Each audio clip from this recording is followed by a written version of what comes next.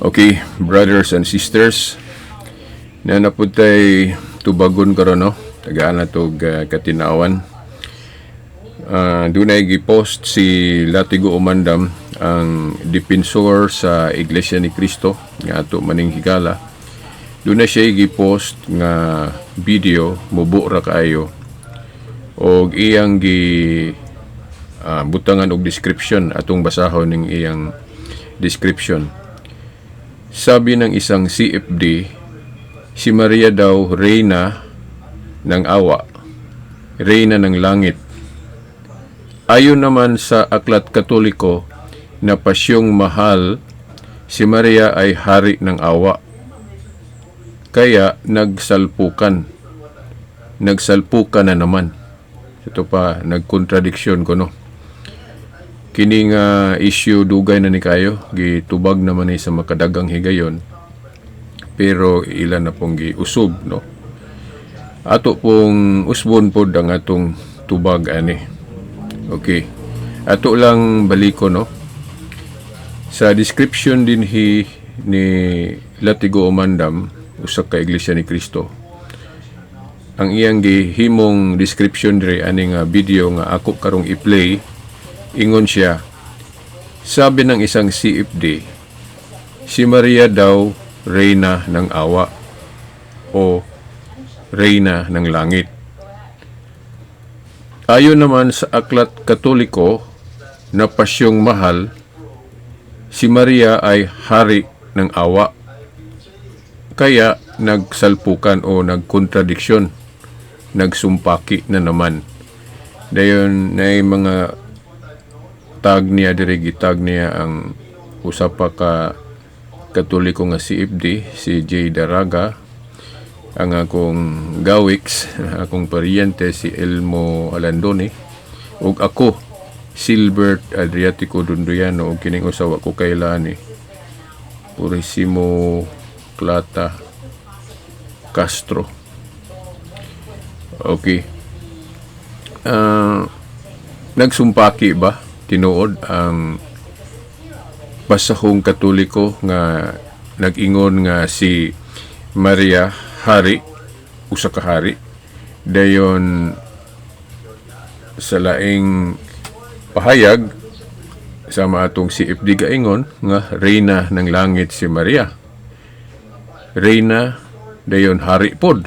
Okay, actually mga igsur, by the way, ako sang i-play dining video no, ako sang i-play. Si Maria ba sa Katoliko ay reyna ng awa o hari ng awa? Anong hari ng awa? Nagtatanong po ako, si Maria ba sa Katoliko ay reyna ng awa o hari ng awa? Ano ba? Di na ako magtatanong ko. Jonathan, nangina ng utak mo naman. Ano naman yan? Ayaw sumagot. Ayaw sumagot. Wala yung tanong, di ba? Okay. Hindi na ako magpaparoin. Masagot mo lang ako, nangintay na ako. Masagot mo lang ako, bro. Categorical, hindi na ako magpa-follow up question. Ikaw na agad ang magtatanong. Si Maria ba ay reyna ng awa sa Katoliko o hari ng awa? Alright. O, sasagutin ko sa ayon sa turo ng Katoliko. Ano ba turo ng Katoliko? Reyna ng awa, reyna ng langit. O ito, babasahin mo. Ito ang mababasa mo. At ikaw, Birheng Maria, ina't hari ng awa. Reyna o hari? Siya reyna ng awa. O, sasagutin ko.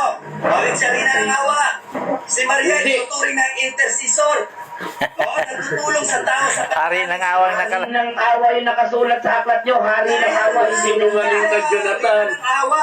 Akala ko ba? Ayan, basahin mo, Jonathan. Nakapikit ka ba? Ano? Pasyong mahal. Pasyong mahal. Pasyong mahal. Hindi mo alam yan. Ang sabi sa pasyong mahal, si Maria ay hari ng awa. Ang sabi mo naman, reyna ng awa. O ato nang na-play ang video ni Latigo. Sa ako nang giingon kaganina, dugay naman nga isyo. Then timing lang ang CFD nga ilang gipangutana, nalimot siguro sa exact gyud nga tubag or wala pa ba kabalo sa tubag, okay, kung maghisgot gud tag mga Katoliko, depende man gud na gud sa unsa ray nahibaw-an. Bisan mga CFD, dili magparehas og gidaghanon sa nahibaw-an. Ako gani kining naapoy mga pangutana nga dili po ko katubag kung wala na ko matun-i ang tubag ato.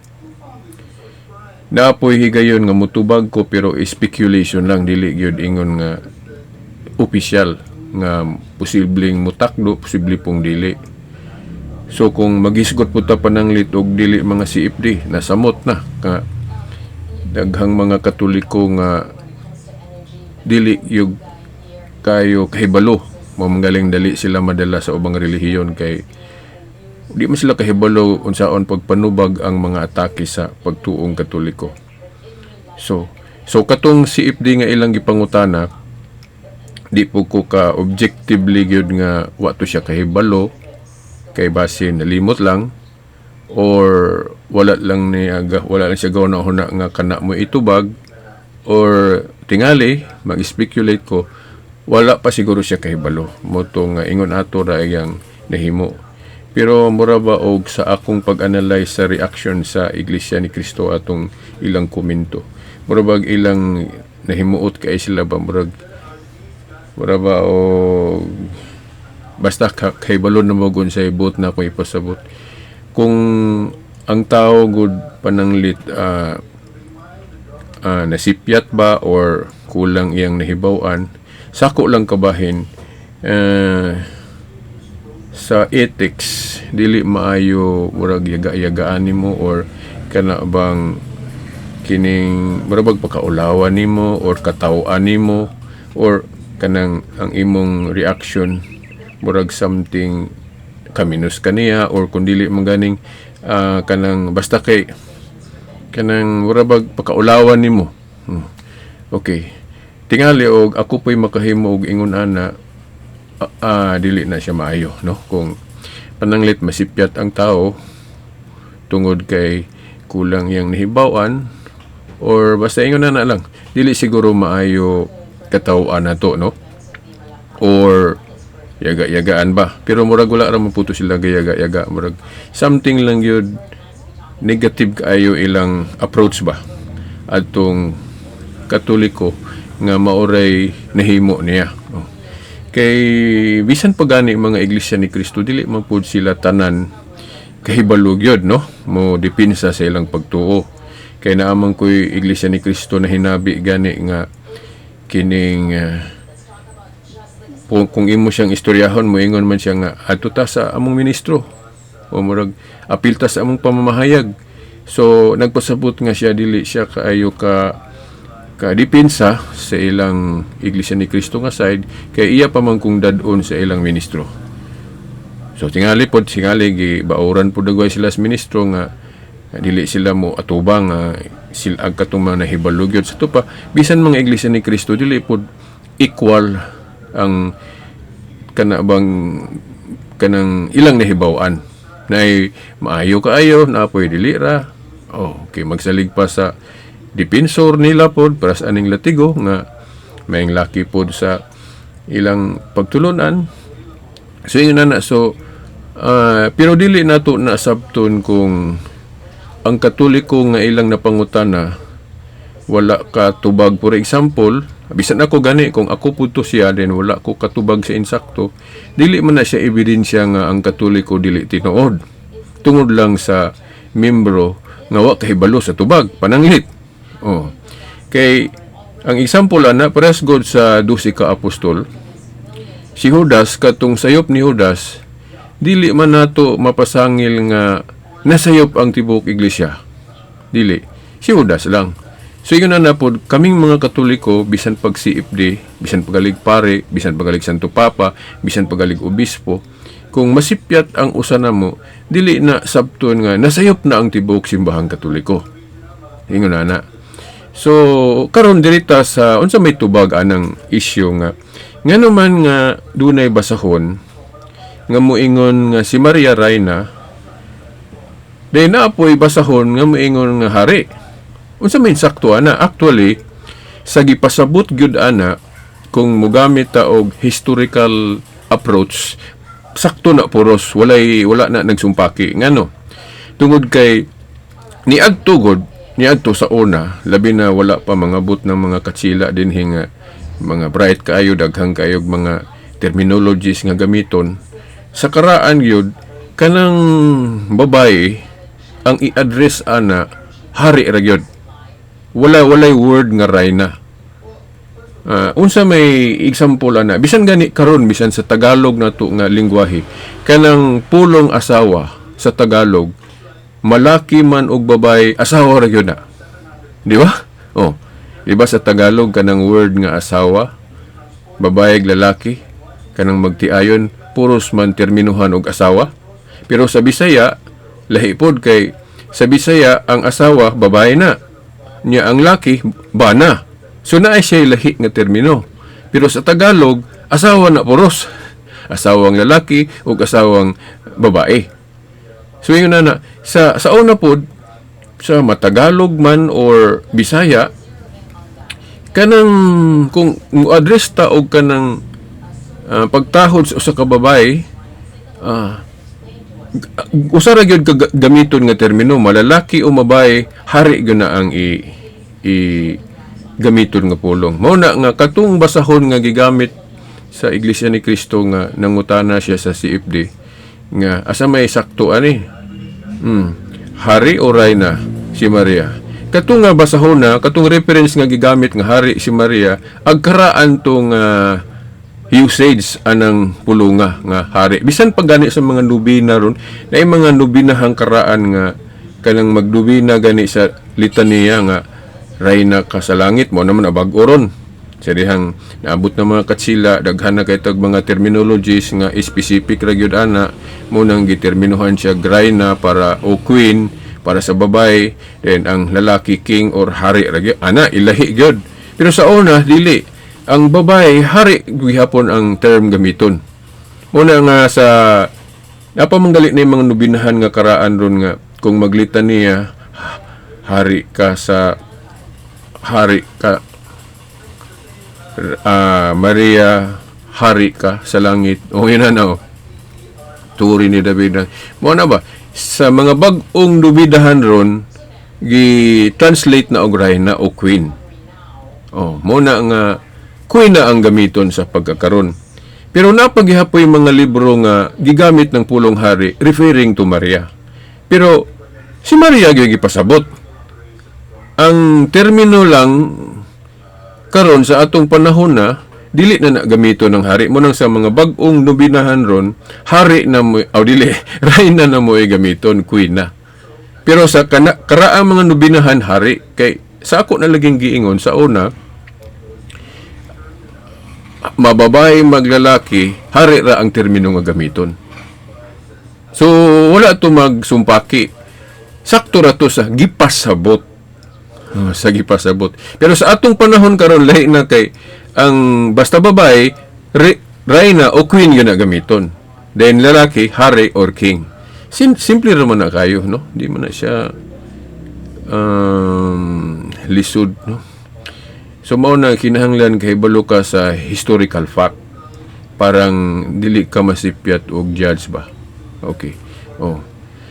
Kay kung nagsumpaki na nya wala siya tubag, wala siya katinawan, wala siya historical nganong naingon ana, so mahimong valid ang pagsaway o objection. Pero kay naa may historical fact nganong naingon ana, press pod atong sila tigo o nakahinumdum kala tigo katong atong discussion pod about anang simba worship, di ba? Sa bag-ong English ron, sa bag-ong vocabulary ron, kanang pulong simba sa Dios ra gyud na. Maunang ang mga Catholic catechist o mga pare moingon gyud nga ang mga Katoliko wala magsimba sa larawan o mga santos. Kay kanang simba para ra gyud na sa Dios, sa ato ng bokabularyo karon. Pero sa una dili biya. Kanang pulong simba pwede biya na gamiton bisag pagtahod lang o veneration lang.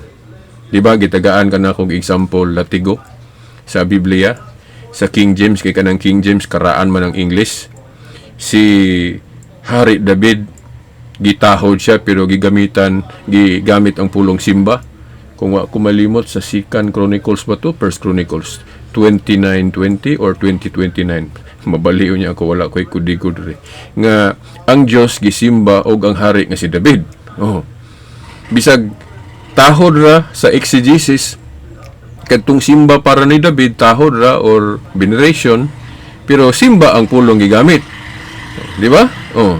Pero katong simba nga sa Dios, latria to kinatasan. Oh. Yan na pala ang bersikulo ana nga gigamit ng pulong worship bisag tahod ra ang gipasabot sa Daniel 2:46 nga si Daniel gisimba ni Nabucodonosor.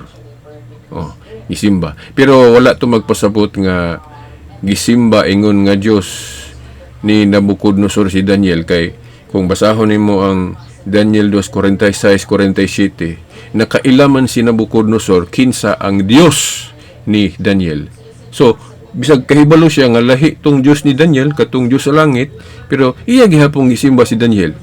Oh? Kay ang iyang bot pasabot ato iyang gitahod. Okay, kung nasayo pa pod si Nabucodonosor ato sa iyang pagsimba ni Daniel, badlungon yun siyang Daniel sama sa gibuhat ni Pedro sa dihang giyukbuan o gisimba siya ni Cornelio. Niya pagsabot ni Pedro kay yukbo o pagsimba man to ingon nga Dios, mao nang iyang gibadlong si Cornelio. Basta sayo badlongon jud pas ni Kristo pod katong mga taong nakakita niya nga sa dihang nabanhaw siya. Then ang mga tao gahuna-huna man nga nakakita sila multo. Ikoreksyonan silang Kristo nga di man kumulto. Nabanhaw gyud ko ako inudog ko kay nabanhaw gud siya. Oh. Koreksyonan gyud kong sayop. Nya tong higayon na si Nabucodonosor nga nisimba ni Daniel, wa man badlungan ni Daniel si Nabucodonosor sa to pa. Sakto ra tong gibuhat ni Nabucodonosor nga iyang gisimba, pero ang bot ipasabot gitahod si Daniel. Dili simba ingon nga Dios kay kahibalo mas Nabucodonosor kinsa ang Dios ni Daniel. So katong iyang pagsimba ni Daniel dili to pagpaka-Dios, pagtahod ra to. So mo na example latigo nga sa historical usage anang pulong simba. Oh, nga sa una pwedeng gamito na o pagpasabot nga tahod o veneration lang. Pero karon kanang pulong simba sa Dios ra gyud na.